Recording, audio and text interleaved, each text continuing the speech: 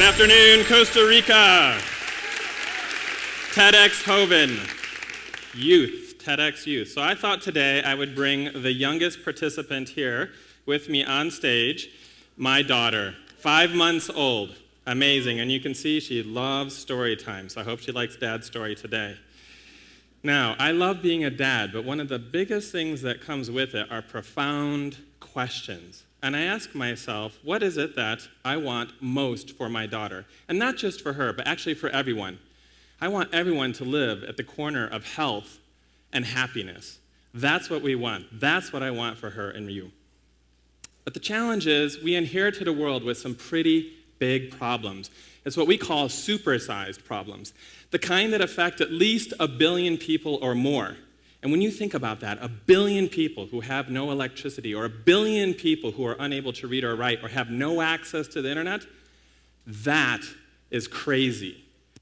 But, call me crazy, those are exactly the kind of problems we love to take on. Me and my tribe created toilet hackers to address the single biggest challenge, health challenge, facing humanity today. Shit. 2.5 billion people have no access to a toilet. That'd be like if I took 40% of this room and I said, sorry, Charlie, no access to toilets today.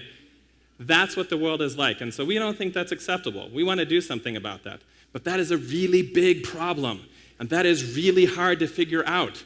And so when I sit in the bathroom and I think about these things, I think, well, how are we going to do that? And I hope in the future, the next time you go, you also think about this.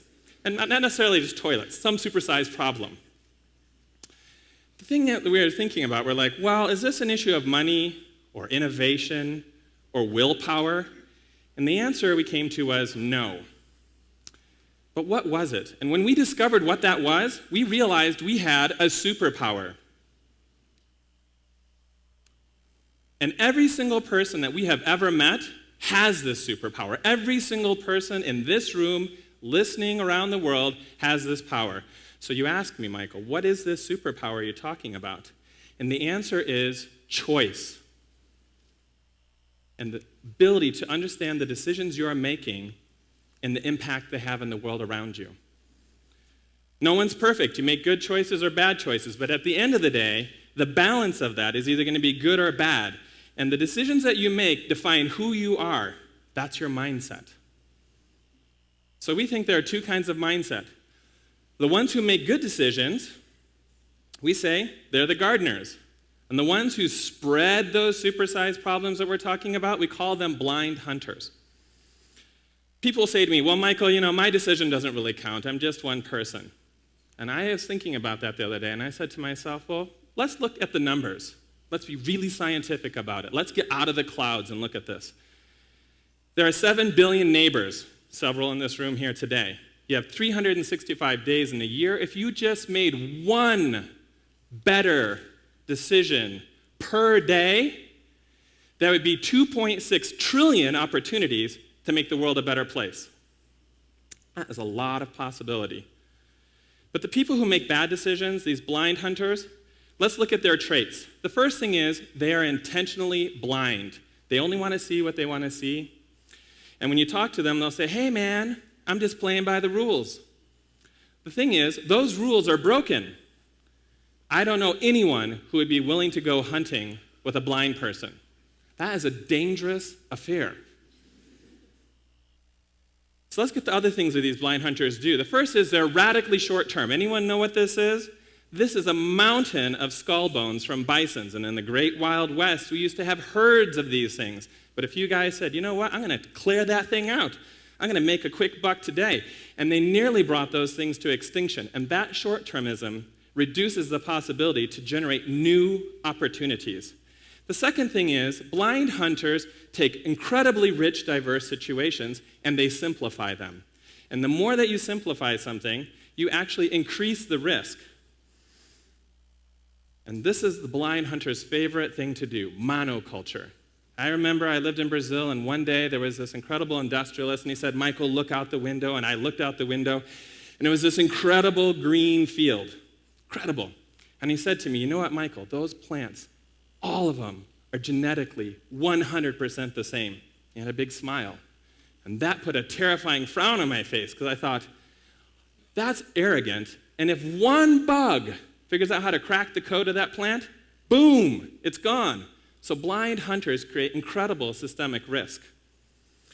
And back to being blind, when they produce something, they say, you know what, the bad stuff just kind of goes over here. It just disappears. It's like magic. And it's not just garbage out, it's garbage in. Obesity is a choice. This is crazy. You don't need to have that. You don't need most sicknesses if you just choose health. And it's also how we treat each other in the marketplace. It only takes a few blind hunters to bring incredible risk to the whole system. But the worst offense of a blind hunter, the most horrible thing you can think of, is to choose to not do something, to choose inaction. These are people who have to defecate in the open because no one has said, hey, we're going to take on this issue. That's unacceptable. And so what's the final cost when you tally it all up of being a blind hunter? The first is conflict. You keep clearing out all the possibilities, you eventually end with people fighting it. And here we have children's soldier warriors, right? You're passing forward the problem to the next generation. And when it's all said and done, you've eliminated all the possibilities of generation, you live in a desert. No future possibilities. And this thing is super contagious, this blind hunting. And when things go wrong and you bump into a problem, they point their finger everywhere and they say, I just followed the leader. And this passes generation to generation. Imagine if I was a blind hunter and I said to my daughter, well, hey, no problem. Just keep thinking inside the box. And it's seductive, man. Darth Vader, this guy is awesome. Come over to me, son. Don't worry about your hand getting chopped off. It's okay. I'll fix that. I got this gadget. There's always just a gadget to fix the problem. I do not want my dad chopping my hand off. That's a bad day. Do not be seduced by the Force. Be a gardener. Come over to the other side.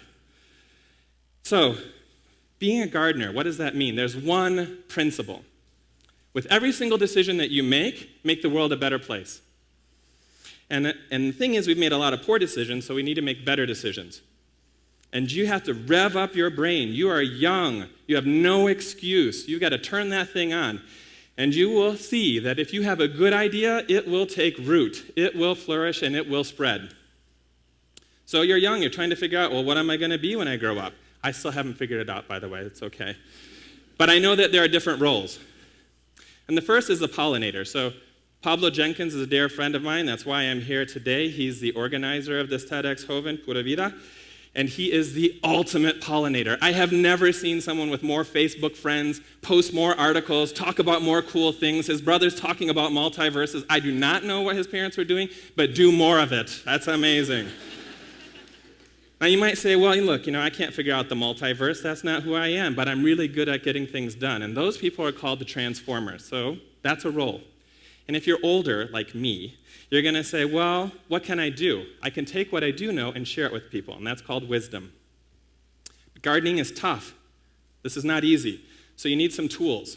And the first tool is you need to know that this is possible. This is not a dream. This is possible.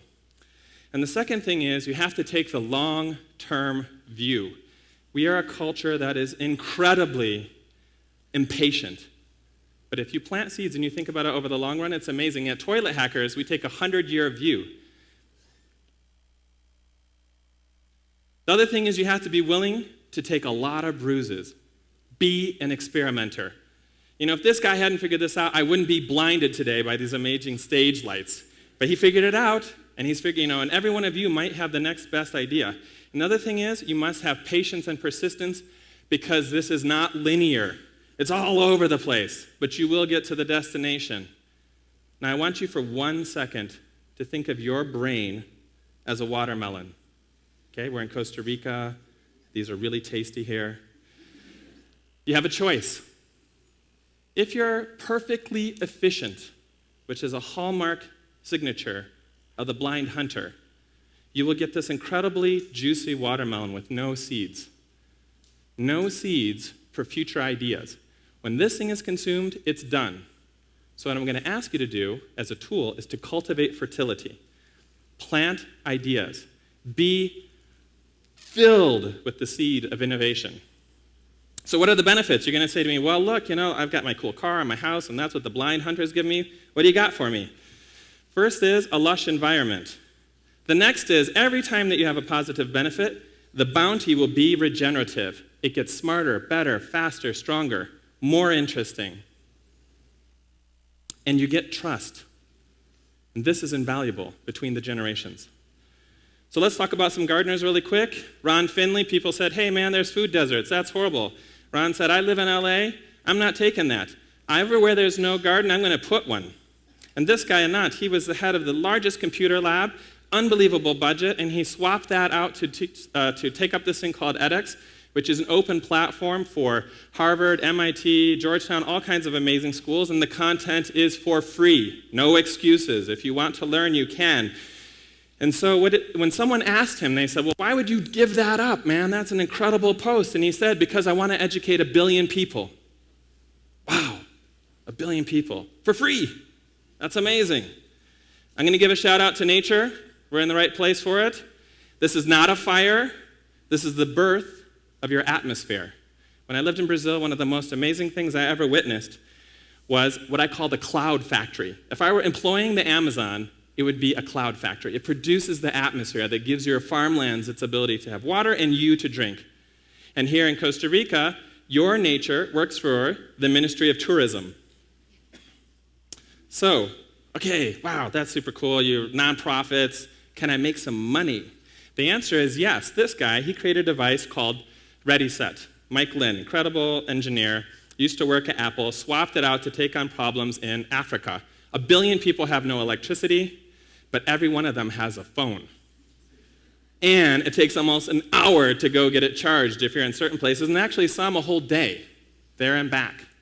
Man, that's a lot of loss of productivity.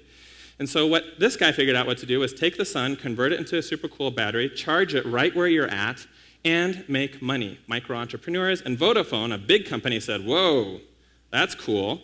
And they sell 10 to 15% more minutes because people have got their phone charged. I don't know if they're gossiping or talking about farmland or whatever, but they're doing it.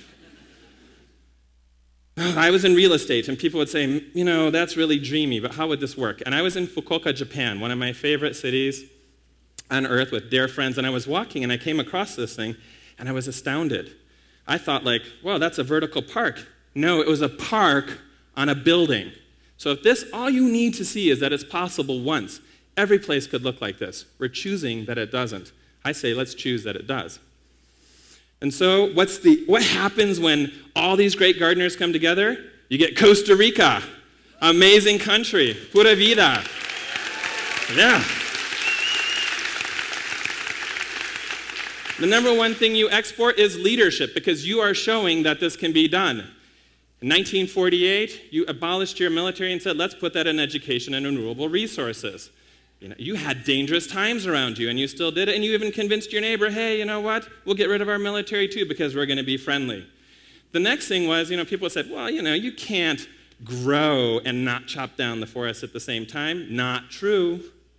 Costa Rica, 3 times its GDP grew, twice the forest coverage during that same time. 90+% of your electricity is renewable, and today, for the first time worldwide, TEDxJoven, Pura Vida, is solar powered.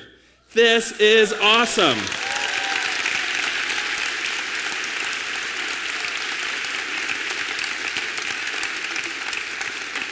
And when you tally it up, what do you get? The happiest country on the earth. You guys keep winning these awards. I think that's cool. I want to live in the happy place. So we're doing this with toilets as well. We have awesome companies that have teamed up with us, nonprofits, government organizations. That's the gardening that I do every single day. Anyone who wants to do that, welcome to join us. Now, that's what I'm doing, but I have a quick question about what you can do. Let's make some awesome solar roads. I'm tired of paying taxes to pave bad roads. I want people to put roads down that have some cool new technology that generates electricity, generates income, and now I get paid to live next to a road. I don't have to pay for a bad road. And you might say, well, solar power, I don't know how that works. I don't believe it. If there's money to be made, someone will figure it out. And these guys, the nasty little parking meter guys, they figured it out. Everywhere you go, there's that cool little solar panel that says, give me your money. That's so blind hunter. I want to get paid to park. I want to roll up in my cool solar car. I want to step next to the pay me meter. I want my car to get charged, and when it's got extra electricity, I want to sell it back to the community. And when I come back to my car to go on to the next thing I have to do, pick my daughter or whatever it is, I want to slip my credit card in, and I want to make money. So I hope someone in this room figures this out.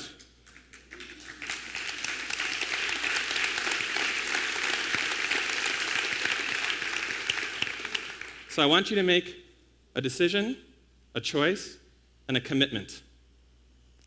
I want you, every single one of you, to make this world a healthier and happier place, because you're going to outlive me, and my daughter is going to have to live in the world that you create. And I will make a commitment to you. My wife and I will do everything possible to take our daughter here and nurture a garden mindset in her, so that when you grow up and you have children, and this little smiley one's in charge, you will be able to live in a healthier and happier world as well. The call is yours. You have the power. Youth is incredible. Take off those blinds. Ditch the blind hunter and exercise your superpower so that you make tomorrow a better and more amazing place. Thank you, Pura Vida.